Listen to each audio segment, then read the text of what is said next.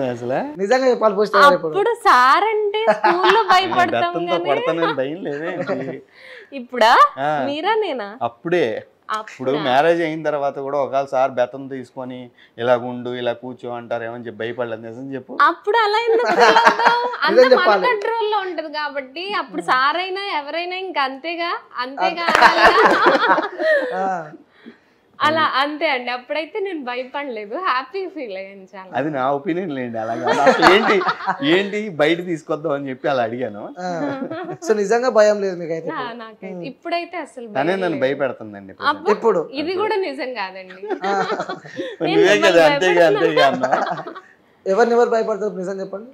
అలాగేం లేదండి, సిచ్యువేషన్ బట్టి. నిజంగా చెప్తున్నా, ఇంటర్వ్యూ చేస్తున్నా నాకు నిజంగా చాలా క్యూట్ కపుల్. నేను కూడా చెప్తున్నా, మస్తు అనిపిస్తుంది.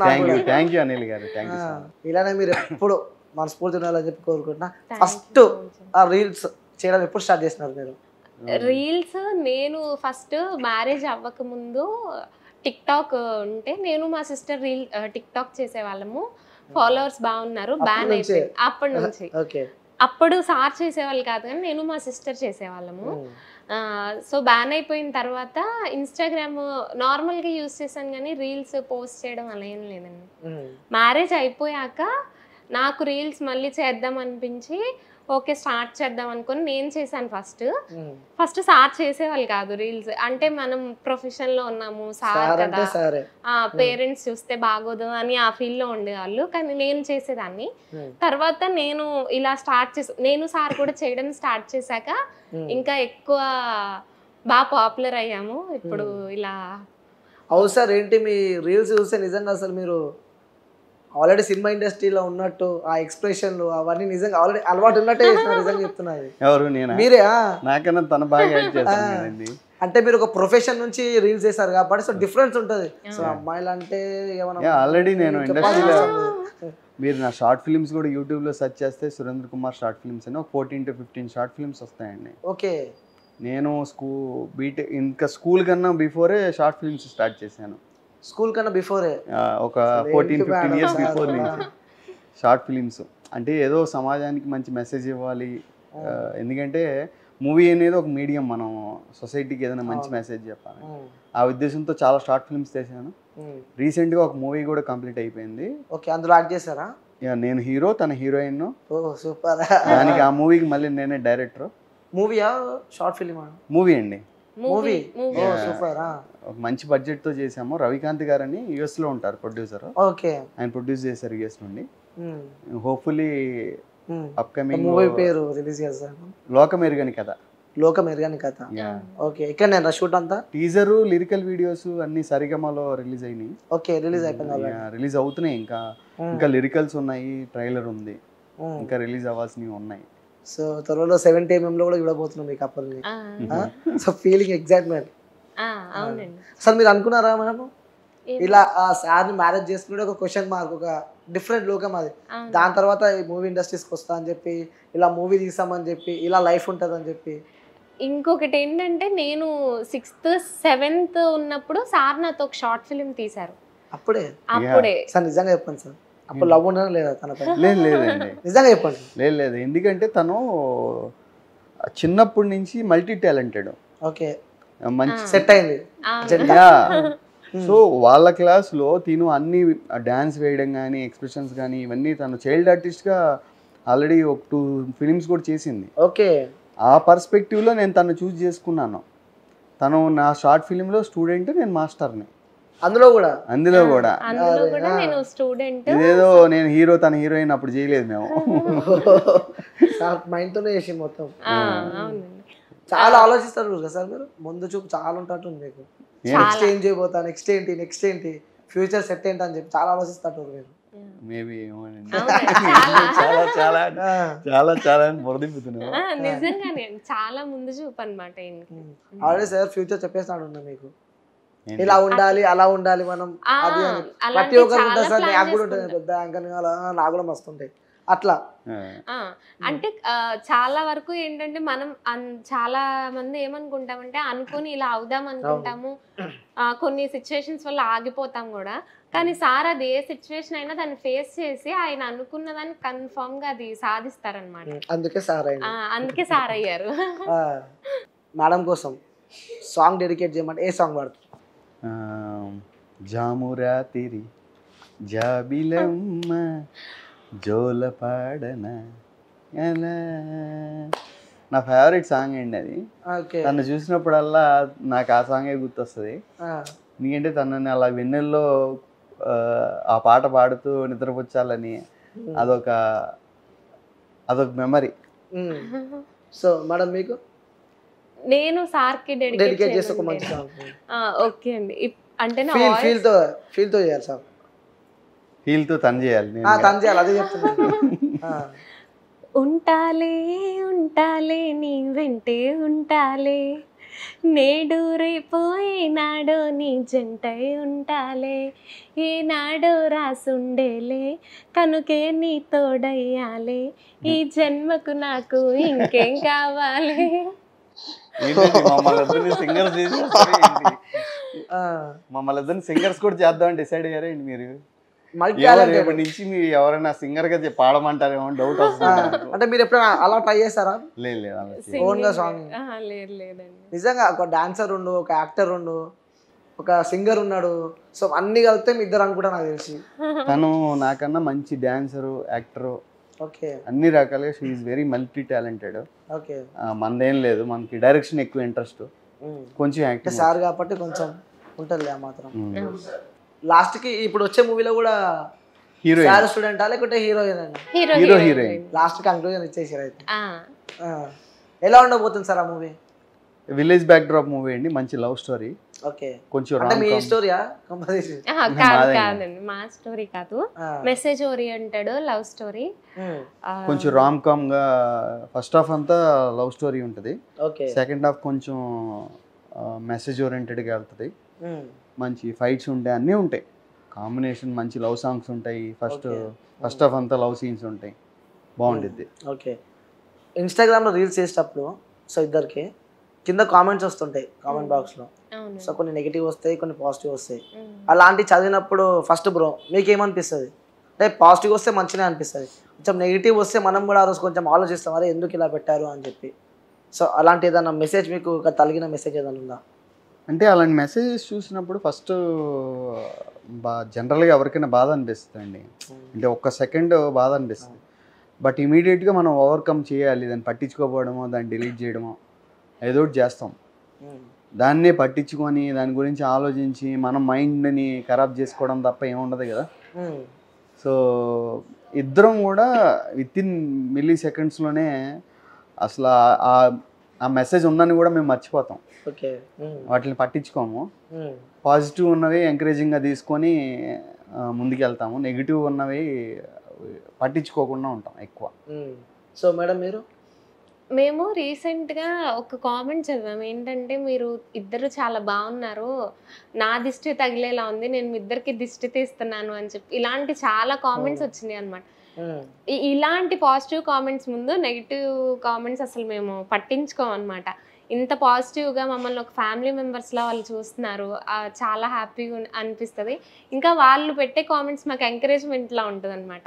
వాళ్ళు మనల్ని చూస్తున్నారు కాబట్టి మనం ఇంకా ఎక్కువ చేయాలి, వాళ్ళకి నచ్చే కంటెంట్ ఇవ్వాలని చెప్పి ఇంకా ఎక్కువ చేస్తున్నాం. కరెక్ట్ అండి, ఎందుకంటే 100లో రేర్గా ఉంటాయి 2 or 3 నెగిటివ్ ఉంటాయి. 90% ఏవో ఆడియన్స్ పాజిటివ్గానే పెడుతున్నారు. సో పాజిటివ్గా పెట్టే వాళ్ళ గురించి మనం ఎక్కువ ఆలోచించాలి, కానీ 1 or 2 నెగిటివ్గా పెట్టే వాళ్ళ గురించి మనం ఆలోచించి ఏం ప్రయోజనం? సో మేడం ఎప్పుడైనా రీల్స్ చేసేటప్పుడు ఫస్ట్ మంచిగా రెడీ అవుతారు, రెడీ అయిన తర్వాత రీల్స్ స్టార్ట్ చేస్తారు. ఆ టైంలో నేను కొంచెం బిజీ ఉన్నా రాలేకపోతున్నా అని చెప్పిన సిచ్యువేషన్స్ ఏమైనా ఉన్నాయా? పక్కా ఉంటాయి. ఆయన ఎక్కువ స్కూల్లో ఉంటారు, నేను ఉంటాను. బట్ ఇలా రీల్స్ చేయాలన్నప్పుడు నేను ముందు వచ్చి రెడీ, అంటే ఎక్కువ టైం పడుతుంది కాబట్టి రెడీ అయిపోతాను. మొత్తం రెడీ అయిపోయాక ఒక 2-3 టైమ్స్ ఇలా జరిగిందనమాట. లేదమ్మా నేను బిజీగా ఉన్నాను, నేను రాలేను. లేదమ్మా అమ్మ ఎక్కువ నన్ను తల్లి అని పిలుస్తూ ఉంటారు. నేను రాలేను తల్లి, ఇంకా బిజీగా ఉన్నా అన్నప్పుడు మాక్సిమం పాపం చేయడానికే ట్రై చేస్తారు. నేను అడిగానంటే అది ఏదైనా చేయడానికే ట్రై చేస్తారు. ఇంకా అలాంటప్పుడు ఒక 2-3 టైమ్సే కదా, మనం కూడా అర్థం చేసుకోవాలి కదా అని నేను లైట్ తీసుకుంటా. సో ఇప్పుడు స్కూల్కి వెళ్తారా సార్? ఇప్పుడు కూడా వెళ్తున్నారా? రెగ్యులర్ రోజు స్కూల్స్కి వెళ్తున్నప్పుడు మీ స్టూడెంట్స్ కూడా సార్ మీరు రీల్స్ బాగా చేసారు, పొద్దున ఎలా ఉంది మేడం ఎలా ఉంది అని చెప్పి వాళ్ళతో కన్వర్జేషన్ ఎప్పుడైనా నచ్చిందా? అంటూ ఉంటారండి. అంటే రోజు క్లాసెస్లో అలాగా నేను అలౌ చేయను. ఎప్పుడైనా ఈవెంట్స్ ఉన్నప్పుడు, ఎప్పుడైనా స్కూల్లో చిన్న చిన్న సెలబ్రేషన్స్, ఫెస్ట్స్ ఇలాంటివి ఉంటాయి కదా, అలాంటప్పుడు స్టూడెంట్స్ వచ్చి నాతో ఇంటరాక్ట్ అవుతారు, వాళ్ళ మేడంతో కూడా ఇంటరాక్ట్ అవుతారు. సరదాగా మేము కూడా వాళ్ళకి అరే ఇవన్నీ మీరు and your free time okay మీరు, బట్ మీరు ఫోకస్ స్టడీస్ మీద చేయాలని ఎక్కువ మంచిగా గైడ్ చేయడానికి. ఎందుకంటే వాళ్ళకి ఇంకా ఏజ్ ఉంది ఇలాంటివన్నీ చూడడానికి, ఫోన్లో యాక్టివిటీస్ పార్టిసిపేట్ చేయడానికి. మేము వాళ్ళకి ఎక్కువ ఇంటరాక్ట్ అవ్వం. ఇంటరాక్షన్ అంటే ఎప్పుడైనా ఫెస్ట్ సెలబ్రేషన్స్ అప్పుడే ఓన్లీ వాళ్ళకి కొంత లీనియన్స్ ఇస్తాం. మాకు సార్ అంటేనే భయం అవుతుంది, పైగా మ్యాథ్స్ సార్. మ్యాథ్స్ సార్ అండి ఆయన. ఎలా అంటే సార్ నాకు మ్యాథ్స్ రాదు, అస్సలు రాదండి. మీకు కూడా రాదా? అంటే మనలాంటి వాళ్ళు చాలా మంది ఉంటారు మ్యాథ్స్ రాని వాళ్ళు. నేను ఇప్పటికి కూడా సార్ని ఏమని అడుగుతానంటే మీకు మ్యాథ్స్ ఎలా వచ్చింది, అసలు అది ఎలా అర్థమయ్యిద్ది, ఎలా చెయ్యాలనిపిస్తుంది మీకు మ్యాథ్స్, ఇలానే ఇప్పుడు ఇలా అడుగుతున్నాను. అప్పుడైతే నాకు ఎలా ఉండేదంటే అమ్మో సార్ వస్తున్నారు, 7th 8th వరకు ఏం చేసేదాన్ని అంటే సార్ చెప్పిన ప్రతి సమ్ము బట్టి పట్టడం, ఫాస్ట్ చేసేయడం, కొట్టేస్తారేమో అని భయంతో త్వరగా చేసేసి చూపించడం. ఇంకా 9th 10th అంటే మార్క్స్ రావాలి, 10th లో మంచి మార్క్స్ స్కోర్ చేయాలి కాబట్టి అప్పటి నుంచి అర్థం చేసుకోవడం నేర్చుకున్నాను. సార్ చాలా బాగా చెప్తారు అనమాట. మ్యాథ్స్ చాలా బాగా చెప్తారు. సార్ చెప్పాక అర్థమైంది మ్యాథ్స్ ఇంత ఈజీగా ఉంటది అని. ఇప్పుడు ఈజీ అయింది, ఆయన చెప్పాక ఈజీ అయింది నాకు. 10th లో దానికి మ్యాథ్స్ 10 వచ్చినాయి కదా, 10 out of 10 వచ్చినాయి maths. CGPA 10 out of 10 maths. 8th వరకు తనకి మ్యాథ్స్ అంటే భయం అండి. 9th వరకు. 10th ఒకటే నేను పిల్లలకి చెప్తాను, ఓన్లీ 10th స్టూడెంట్స్ కి నేను మ్యాథ్స్ డీల్ చేసేవాడిని. సో తనకి 10 out of 10 వచ్చింది మ్యాథ్స్. సార్ ఇంకోటి చిన్నప్పుడు వింటున్నా మేము, మ్యాథ్స్ రాకుంటే అరే లేడీస్ ఫింగర్ తింటే, బెండకాయ తింటే మ్యాథ్స్ ఈజీ వస్తుంది, బ్రెయిన్ పెరుగుతుంది అని చెప్పి చెప్పేటోళ్ళు. నాకు మ్యాథ్స్ రాదు కదా, మా మదర్ చాలా సార్లు పెట్టారు, అలా ఏం నాకు మ్యాథ్స్ రాలేదండి. విన్నాం, చాలా సార్లు విన్నాము, చేసాము, కానీ మ్యాథ్స్ నేను కూడా సార్ చాలా సార్లు మా మమ్మీకి పొద్దునే మమ్మీ బెండకాయ ఎందుకు రా అంటే మ్యాథ్స్ ఎగ్జామ్ ఈరోజు, మ్యాథ్స్ ఎగ్జామ్ కాబట్టి బెండకాయ తినాల్సిందే ఈరోజు. నేను ఇదే ఫస్ట్ టైం వింటున్నా. అవును సార్, నిజంగా మీరు విన్నామండి, చేసాం కూడా. సార్ ఇప్పుడు సార్ గురించి కొన్ని తెలియని విషయాలు మీరు గమనించినవి, నేను గమనించినవి ఎవరికి తెలియనివా? ఓకే, నీకు మాత్రమే తెలిసినవి అంటే సార్ గురించి ఎవరికి తెలియని విషయాలు కేవలం మీకు మాత్రమే తెలిసినాయి. సార్ చాలా ఎక్కువ ట్రాన్స్పరెంట్ గానే ఉంటారు. ఒక్కటి ఏంటంటే ఆయన చాలా ఎమోషనల్ అన్నమాట, అది ఎవరికి ఎక్కువ తెలీదు. అంటే వాళ్ళ పేరెంట్స్ ముందు కూడా ఆయన ఎక్కువ ఎమోషనల్ అవరు, నా దగ్గర ఇంకా బాగా ఎమోషనల్ అవుతారు ఆయన. అదొక్కటే అండి, ఎమోషనలే ఎక్కువ. ఎవరికి తెలియని విషయం అయితే సార్ చాలా స్ట్రాంగ్ ఉంటాడు. అసలు నేను తన దగ్గర ఏడ్చానంటే ఒక 10-15 minutes ఏడుస్తా. అయ్యో, అంటే ఇప్పుడు తనని నేను అనుకుంటాను కాబట్టి ఆ ఎమోషన్ నేను తన ఒక్క దగ్గర దాని దగ్గరే బయట పెడతాను, ఇంకెవరి దగ్గర బయట. ఇష్టమైన వాళ్ళ దగ్గర కష్టాలైనా బయటకు వస్తాయి అంట. అంటే ఇంకా వైఫ్ అంటే ఏంటండి, వైఫ్ అండ్ హస్బెండ్ రిలేషన్ అంటే ఆల్మోస్ట్ తను మనలో సగం. అందుకనే నా ఎమోషన్స్ ఏమున్నా సరే ఇంక నేను తన దగ్గర కదా ఓపెన్ అవ్వాలి, ఇంకా తన దగ్గర కూడా షేర్ చేసుకోకపోతే ఎట్లా. అవును, అది వాస్తవం. సార్ గురించి నచ్చే క్వాలిటీస్ నా విషయంలోనా? నీ విషయంలోనా సరే? నా విషయంలో అయితే బాగా ఎక్కువ రెస్పాన్సిబుల్ గా ఉండడం, లవ్ కేర్ నాకు చాలా ఇష్టం అన్నమాట. ఆయన నా విషయంలో ఉండేదైతే. ఓకే. మిగిలిన విషయాల్లో కూడా రెస్పాన్సిబిలిటీ ఎక్కువ ఇష్టం. ఇంకోటి లాయల్టీ, చాలా లాయల్ గా ఉంటారు. సార్ గురించి నచ్చనువా? ఓపెన్ గా చెప్పాలి. ఏదైనా నేను ఇది ఆయనకి తెలుసు నేను చెప్తానని. ఏదైనా నేను ఓకే సార్ కి తెలియంది మీకు నచ్చదు కూడా తెలియదు చెప్పు. ఆయనకి తెలియదు. సపోర్ట్ చేస్తుంది. ఆయనకి నచ్చనివి నేను తెలియకుండా ఎలా ఉంటదండి? మీరు నాకు ఇది నచ్చని చేస్తున్నారని చెప్పి ఫస్ట్ గొడవ పెట్టేసుకుంటాం కదా, కన్ఫర్మ్ తెలియకుండా అయితే ఉండదు. మేమిద్దరం ఇలా కూర్చొని మాట్లాడుకుంటూ ఉంటాము. నేను ఏదైనా చెప్తున్నాను అనుకోండి, ఏదైనా క్వశ్చన్ అడిగాను అనుకోండి, అది వింటారు, ఆయనకు అర్థం అవుతుంది. ఏదో ఆలోచించుకుంటూ ఒక గంట తర్వాత దానికి రిప్లై ఇస్తారనమాట. అసలు నాకైతే స్టార్టింగ్ లో అర్థమయ్యేది కదా, ఒక 5 minutes ఈయన అర్థం చేసుకున్నారా ఏంటి అని చెప్పి ఇలా నేను చూస్తా ఉండేదాన్ని. ఆయన ఆన్సర్ ఎప్పుడు చెప్తారా అని. ఆన్సర్ చెప్పరేంటి అంటే ఏదో ఆలోచిస్తున్నాను అని చెప్పేవాళ్ళు. ఇంక ఇప్పుడు నాకు అలవాటు అయిపోయింది ఏంటంటే నేను అడిగేసి నేను వదిలేస్తా. ఒక 1 hour తర్వాత ఆయన వచ్చి ఆన్సర్ చెప్పాక ఓకే అలా అలవాటు అయిపోయింది. ఇంకా అంటే నలుగురు నేను ఎవరిలో ఉన్నా కానీ ఎక్కడో ఆలోచిస్తానండి. ఎక్కడున్నా కానీ ఇప్పుడు తనతో ఉన్నా కానీ మళ్ళీ కూర్చొని తనతో మాట్లాడుతూనే ఇంకో చోట ఆలోచించేస్తా ఉంటా. మేబీ దానివల్ల అది వాంటెడ్లీ చేయము. సో సార్ మీకు మేడం గురించి కొన్ని నచ్చని విషయాలు నచ్చనవి ఏమీ లేవండి. తన మీద నాకు నచ్చని విషయాలు పెద్దగా ఏమీ లేవు. పర్టికులర్ గా ఇది నాకు నచ్చదని చెప్పడానికి ఏమీ లేదు. ఏమి లేవు. ఎంత ఆలోచించినా ఏమి తెలియట్లేదు. పర్టికులర్ గా నచ్చనం అంటే ఏమి లేవండి. కాకపోతే కొంచెం అప్పుడప్పుడు అలుగుతా ఉంటది. ఇంకా అమ్మాయిలు అన్నప్పుడు అబ్బాయిలు అన్నప్పుడు పోయి వాళ్ళకు ఉంటది. నిజంగా చెప్పండి మ్యామ్, మీరు వచ్చి బతిలాడతారు, ఎప్పుడెప్పుడు వస్తారు, ఎప్పుడెప్పుడు.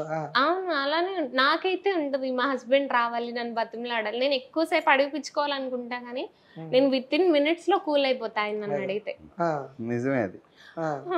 Cute couple. నచ్చే విషయాలు అన్ని నచ్చుతాయి. చెప్పండి సార్.